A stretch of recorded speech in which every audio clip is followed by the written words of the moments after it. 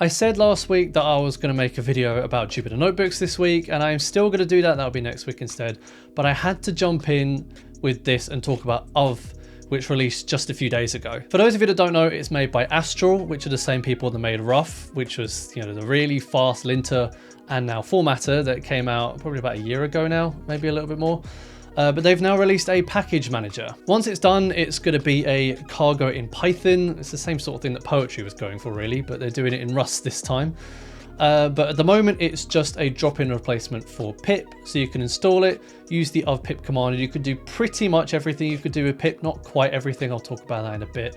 But the idea is that it's supposed to be faster, and in time they're going to put their own interface on top of it that's going to make it the de facto standard and going to make it, you know, speedy and the future and all those good things. So in this video we're going to be installing and using of in its most basic way, and we are also going to be finding out if it's faster than pip or not. As always, if you like the video, leave a like to let me know, and maybe subscribe if you want to see more like it. If you're feeling particularly generous, you can become a member or a patron using the links in the description below. With that out of the way, let's find out if Ruff really is the next generation of Python package management. I'm going to start by getting the biggest question out of the way first.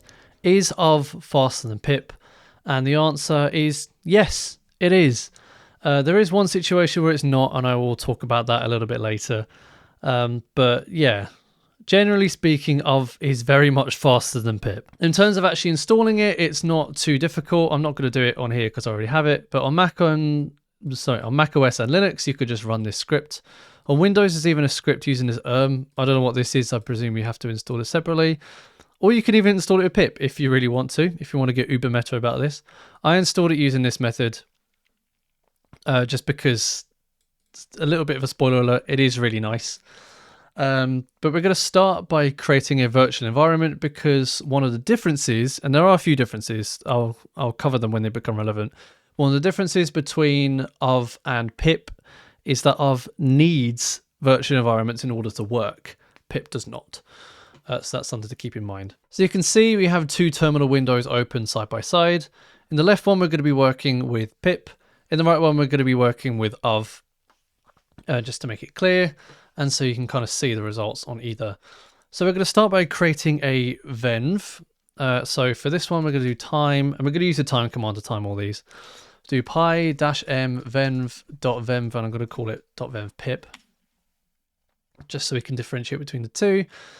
And we can see that it takes about 3.1 seconds to create that. If we come over here and do time uv venv, and we're going to call it venv-uv, we'll see that it takes just 0.2 seconds to complete. And it also gives you a little bit of information. So it tells you what Python interpreter is used, and also, you know, what the virtual environment is called, I guess, even though you supplied a name. Although if you don't supply a name, it will use .venv by default. So that's something to keep in mind. So if we do source./.venv scripts, oops, no, not scripts, bin. Oh my god. Okay, that was way more of a struggle than it needed to be. I don't know why it took almost a minute to do that, but there we go. So if we do pip, or if we do time, pip install, and then I have a number of test cases lined up. So the first one I want to do is just simply installing the Google API Python client. Now I want to do this because it has an absurd amount of dependencies. It used to have even more, but since I last used this, they've managed to whittle it down to just 18. So it'd be a good test. And we're also going to provide a no cache argument for both, so we can see how quickly they both work. If we do that, we'll see that there's a lot of stuff, a lot of very quick installations, I'll give it that. And it's completed in just 5.0 seconds. If we then source, and let's see if I can do it without as much of a hassle this time. Bin activate, there we go. If I do uv venv, not venv, pip install, so yeah, all the pip interface is behind uv pip. This opens up the possibility to have, like, you know, uv run, uv format, have their more opinionated system. But pip is just literally a pretty much direct mapping. So if we do, again, Google API Python client, and we use no cache, and then if I go back to start and do time, because I almost forgot, we can see immediately that the UI is quite a lot different. And in my opinion, quite a lot nicer as well. Pip's UI, or terminal UI I should say, is historically always been terrible. But it's also a lot slower because I've completed in just 1.6 seconds rather than 5.0 it took to install everything over here. And this again is not using the cache. If we were to, and let's see if I can remember how to do this. There we go. So there's this command you can use to uninstall everything out of virtual environment. So if we do that, it'll uninstall everything. And if we do the same thing again, but instead use the cache,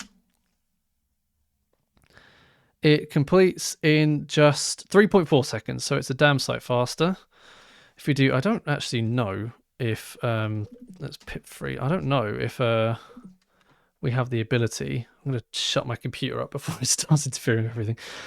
To do this. Will UV do that? I honestly don't know. It's saying that a lot of stuff isn't installed. That's a bit worrying. Okay, there we go. Yeah, I guess UV pip can't do that properly. So if we do UV pip install, and then it'll be time UV, and then we do that without the cache again, or sorry, with the cache.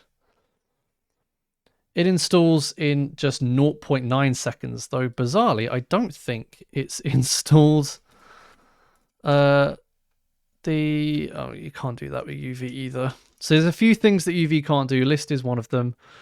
I don't think pip can actually access this virtual environment.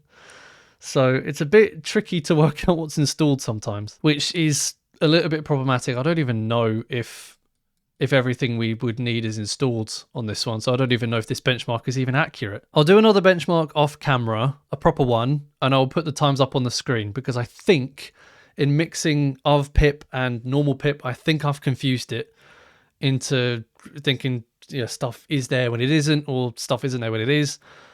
So maybe avoid using like both of them in tandem if you can. The other thing I wanted to do was look at the two from an actual project development perspective. So installing stuff from a requirements file instead of just like downloading things. And analytics is always the one that I come to. It's my own project, so of course I'm going to flog it wherever possible. But it does have a rather comprehensive series of development requirements. I don't know how many there are exactly, but it's quite a lot. So this should also be a good test. So if I realized I cut, so I could create the venv, and I realized I forgot to activate them, which is just incredible levels of professionalism that you would expect from this channel at this point. There we go. So if I were to do pip install -r, and then we'll do requirements /dev.txt, and we'll do no cache, we'll see just how many installations there are. So first it does an editable install, which UV, or not UV, I don't know if it's called UV or UV, but UV can handle editable installs in most situations. It can't handle them from URL links, I don't think, but I don't know anyone. I don't think I've ever seen anyone do an editable install from a URL, so I think that's probably fine. And it can't install from egg dependencies either. Similarly, I don't think I've ever seen that ever happen in the wild, so I don't think that's much of a problem. You can see there's a lot of things being installed here. There's all sorts of like documentation stuff, and then there's the testing stuff and a lot of data stuff. And that took 38 seconds to do. So took a while, takes a while. Terminal UI is an absolute mess. You can't get any of that. If we do UV pip install -r requirements dev.txt, and then we provide no cache, we'll actually get an error. And this is perhaps useful to show off.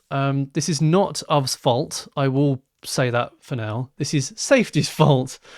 Because safety inexplicably depends on a beta version of dpars, which is just really odd. But it does kind of, help me explain this.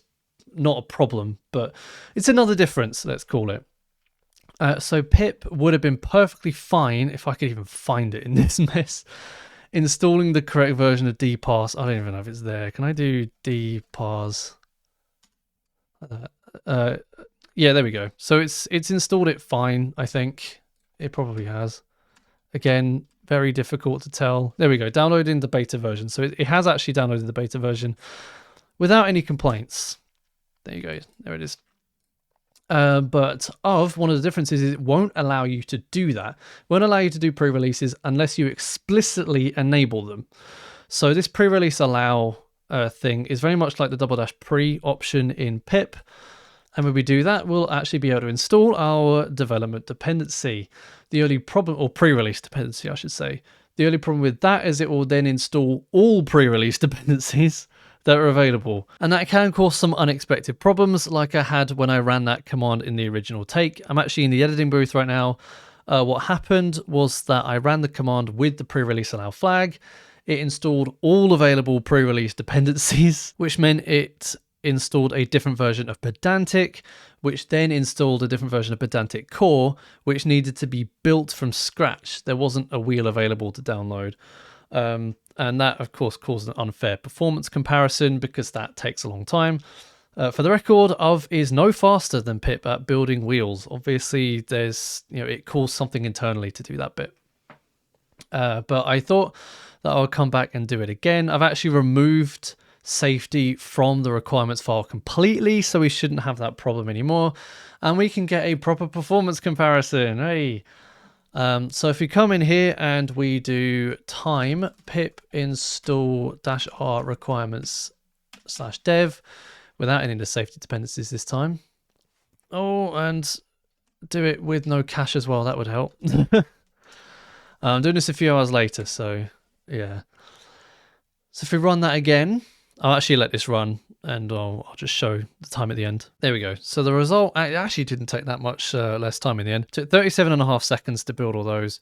Before we move on to OV, I do want to quickly say that Pedantic, the newest version of Pedantic, doesn't use that version of Pedantic Core anymore, so it's no longer a problem. That was an interesting issue to find in the editing booth anyway. But if you run this command using OV, so time OV pip install -r requirements /dev.txt, and then we provide no cache. You see that it goes around all the building and the downloading and everything. There isn't anything to build this time, and it completes an awful lot faster. It completes in just 8.5 seconds rather than 37.5 for pip. So yeah, enormously faster. The UX, or the terminal UX, is a lot nicer as well. And honestly, yeah, I could see this one catching on pretty hard. Let me know what you think of OV in the comments below. Do you think it's the next generation of Python package management, or do you think it's going to turn into that meme where there's now 15 competing standards? And also, what do you think of the name? Because the problem I find with this, or the biggest problem I have with this, is that what could be the future of Python package development is called OV. What kind of a name is that? I don't know. I don't like it. Let me know what you think anyway. I'd like to thank my amazing patrons and members on screen now, especially Mazada Rosherman III for being so generous. And I'll see you in the next video where we actually talk about Jupyter Notebooks. We're actually doing that next week. No more delays. This is just a very time sensitive thing. So I'll see you for that.